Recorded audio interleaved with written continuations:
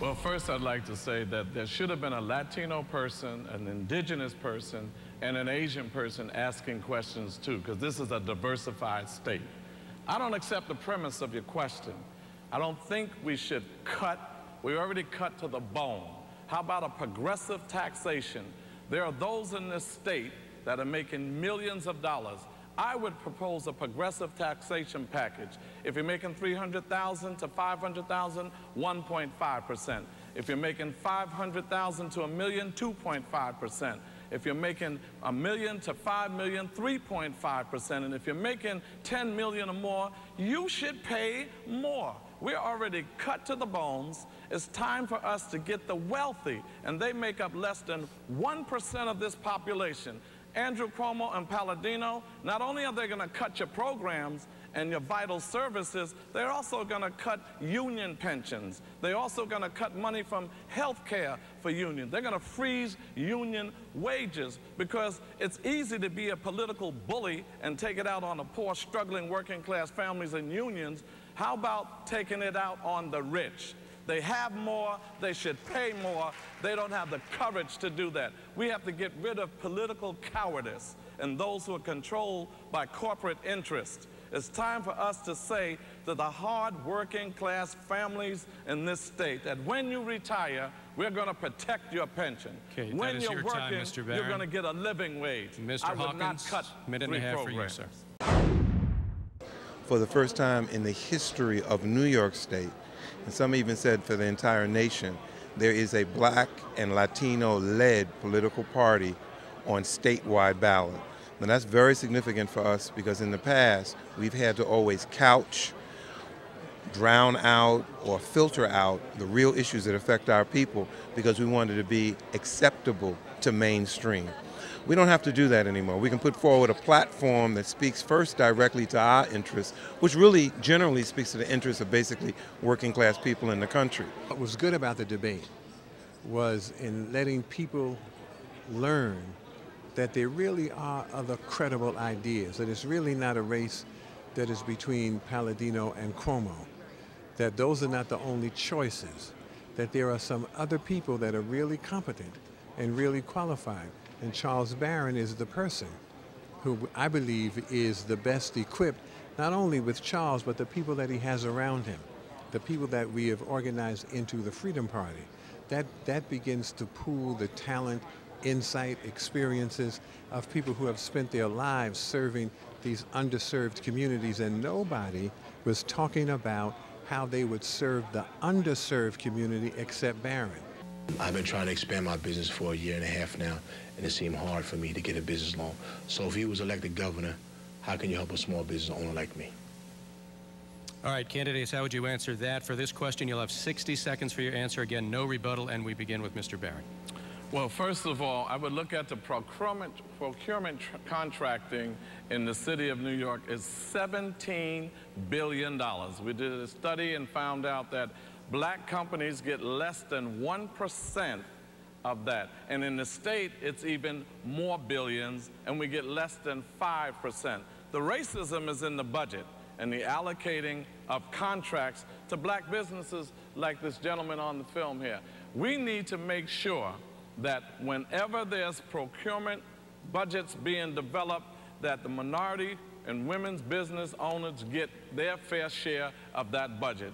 Right now, it is going to white male companies in New York City. 42% of the males are white males in the city contracting. They get 72% of the businesses. We have 16% qualified, have all of the licensing that they need. They have the bonding, the insurance. They get less than 1%. Thank you, Give Mr. us Barron. our fair share of the contracts. Charles Barron spoke to the issues that really affect the underserved communities in this state, that other people are talking about protecting the middle class, and the kinds of issues, even from the questions. You know, the questions that came up have very much a New York suburban skew. It didn't talk about the kinds of issues that resonate in the communities that we serve. Gang violence, savage inequalities in the public schools, high unemployment, over 50% unemployment in the black community, a need to redistribute the resources. You know, Charles talked about the procurement policy by the state. When the brother on the TV said he wanted to know what could he do about his job, it was only Barron who said that one of the things that we can do specifically that the state has control over is to redistribute those contracts, state contracts, in a more equitable manner. Nobody else said they would do that. What they said is that they're going to continue to give white men or corporations run by white men the majority of the contracts, way in a disproportionate manner. So the kinds of issues that we run into every day on the street are not being addressed by any of these candidates except the candidate from the Freedom Party. What do you say to those who say, well, you know, you're only looking at one portion of our society, black and Latino. There's other people. You know, this whole entire... Well, first let me make it clear that we've gotten a tremendous amount of support and well wishes from brothers and sisters from the Asian community and from the white community. And so that we're clear, the Freedom Party is black and Latino led. It is not only black and Latino in content. And because freedom is an aspiration for everybody. So we want to make that very clear. But we think for people who think it is odd to advance the idea of a black and Latino-led party, very similarly, over history, they've never had a problem advancing the idea. In fact, it's just a given that the parties will be led by white folks. So we're just making it very clear from the beginning that this is a black and Latino-led party in leadership. But in terms of our call, it's a general call. How do you think Barron did this evening as opposed to the other candidate? I think Charles Barron did as we expected him to do. He's an exceptional, political, and committed brother to our community, and he's carrying the banner of the Freedom Party. And I think that's very important to understand, that Charles is running for governor, and we could not have thought of a better person to champion the cause of the Freedom Party. But as we had with the Mississippi Freedom Democratic Party, the guts of that party were the grassroots people that belong to it. You know, you don't see people walking through our neighborhoods, building tenant associations, fighting for quality public education with a t-shirt or sweatshirt on saying Democrat. Democrat and Republican is reduced to, on election day, casting a ballot. And that's what people are used for.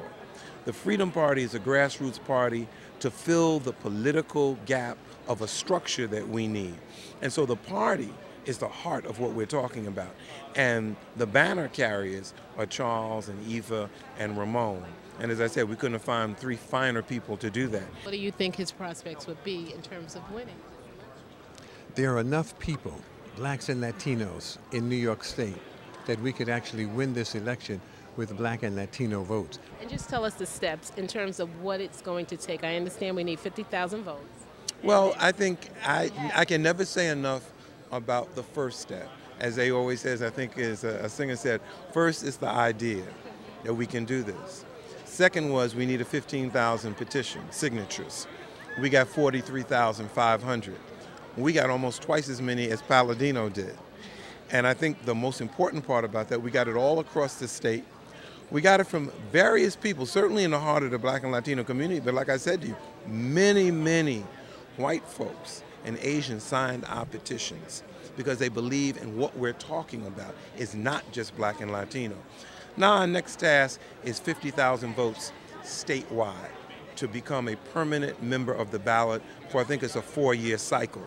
You know, so we will be on the ballot and we can run candidates. Probably the most effective way that the Freedom Party will actually express itself across the state, other than statewide races, will be in some of the local races. But like I said to you, the most important thing is for the Freedom Party to have its feet on the ground, organizing in our communities, in our public housing developments, in our suburban private homes, in our schools, in our the issue of jobs, against a criminal justice system. That's where the Freedom Party is going to have its greatest impact. We've always been looking for, we are who we have been waiting for. And that's actually the idea of the Freedom Party. It's you that you have been waiting for. No one else is coming to save you.